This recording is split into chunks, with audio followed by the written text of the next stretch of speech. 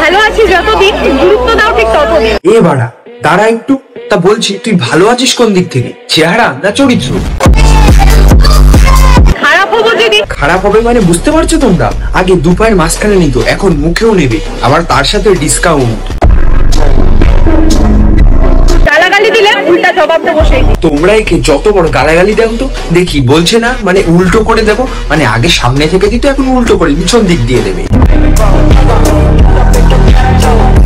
কেউ দিনে দেয়, কেউ রাতে দেয়, আবার কেউ সারা রাত ধরে দেয়। কাকে বৌদি?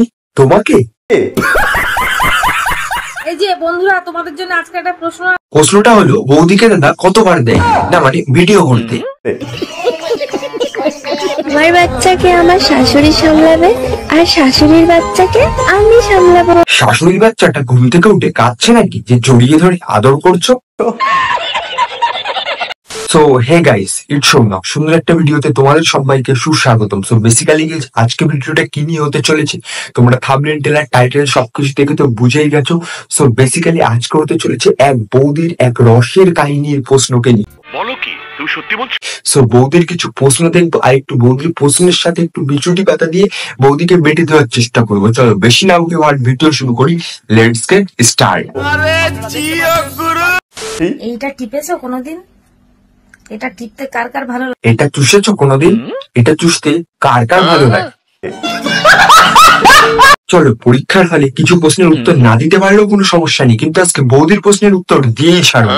চলো লজিক ম্যাজিক দিয়ে আজকের এই ভিডিওটা শুরু করা যাক। আসো খেলবো, খেলা হবে, খেলা হবে।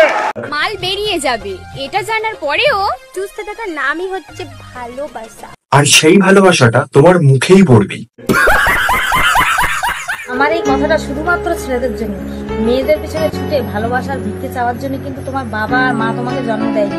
তুমি চাকরি করো, টাকা ইনকাম করো, মেয়ে কেন, মেয়ের বাবা মাই তোমার পিছনে ছুটে। आप कहाँ थे ज्ञानी बाबा? ধৈর্য আর বীর্য, এই দুটোকে যে পুরুষ কন্ট্রোল করতে পারবে তাকে পুরুষ বলে না, তাকে বলে মহা। ভাই আমি এখন সিঙ্গেল আছি, পরবর্তীতেও সিঙ্গেল থাকবো, আশা করি সারা জীবন সিঙ্গেল থাকবো, তাই বলে এরকম ধৈর্য আর বীর্য বের করাবো আমি চাই না। कौन है ये लोग? মেয়েরা কোন কাজ করার সময় উহ আহ শব্দ করে? তা বলছি আহ করার সময় কুকুরের মতো এরকম ভাবে জিভ বের করছো কেন?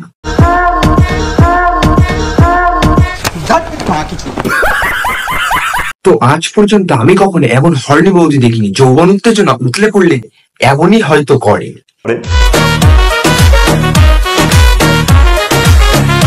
তোমার এত সুন্দর ক্যামেরার অ্যাঙ্গেল, তোমার মুখ দেখবো না তোমার?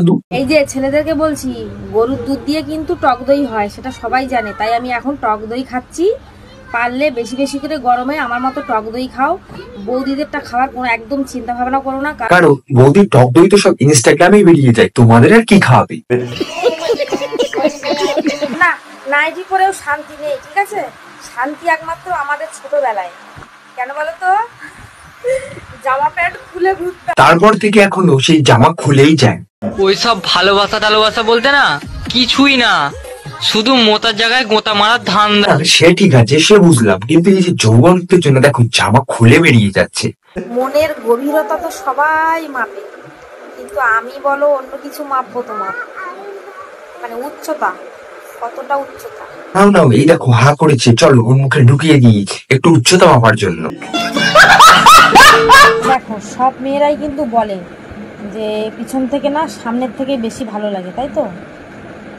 তো আমি কিন্তু অন্যরকম। তা তুমি কেমন অন্যরকম? আমার কিন্তু সামনের থেকে না পিছন থেকে বেশি ভালো লাগে। এবার কি সামনে থেকে পিছনে বেশি ভালো লাগে সেটা দেখবে।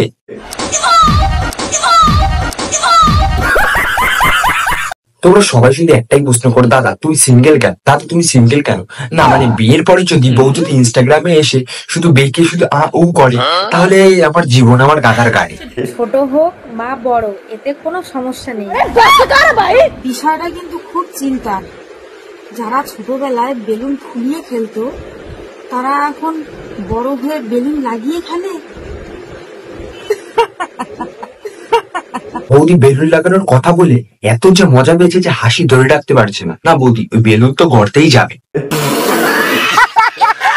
পৃথিবীতে শারীরিক চাহিদা মেটানোর জন্য মানুষের অভাব নেই, কিন্তু একটা পবিত্র সম্পর্ককে টিকিয়ে রাখার জন্য একটা যোগ্য মানুষের খুব অভাব। আর সেই অভাবের যোগ্য মানুষটা একটু দেখে নাও।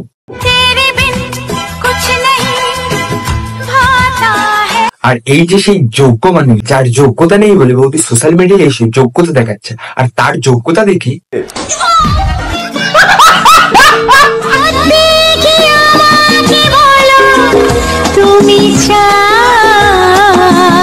না হলে এখন তুমি আমার বাড়ার কাছে থেকে যাও।